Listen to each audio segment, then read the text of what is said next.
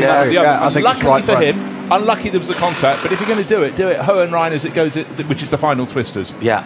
So that car going in the box. on its trolleys. Now that is not unusual because they spin them round on the trolleys, but they're getting a bit of speed up here. They're straightening it out rather than having it 45 degrees. That means it's back in the garage. Its wheels are off already, aren't they? So it's going into their box. Let's see where they go to work. So it's either a wishbone at the back or a steering arm at the front on the right hand side for that, and it's the rear they're working on. It's a wishbone at the right rear, isn't it?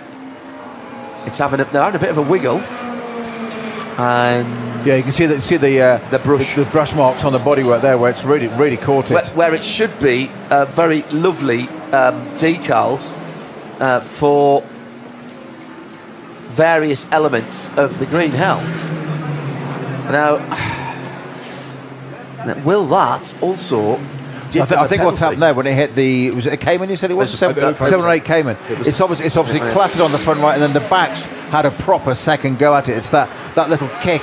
The first touch is one thing, and it's just the second bit's really done the damage. And they run so much camber. All of these cars run so much camber at the back. Camber, by the way, is the distance at which the bottom of the wheel and tyre sticks out, or the top is tucked in. And what's all that is about how the car moves and the roll centre of the car, and which bit of the tyre is getting on the ground. When it's standing still, it looks like it's only got the inside shoulder on the racetrack, but of course as you're moving faster and you're putting dynamic forces, particularly side forces, into that, lateral forces into that, then that moves, and the wheel and tyre combo starts to straighten up, and therefore you get more rubber on the ground. Because it's massive loadings, but the problem is that they're designed to work a certain way on the track, and you're looking from the car from above, you can have the wheels pointing in or out, so you have toe in, toe out. At the back, they're called toe links, because they literally link, and it's a little piece of fuse wire, effectively.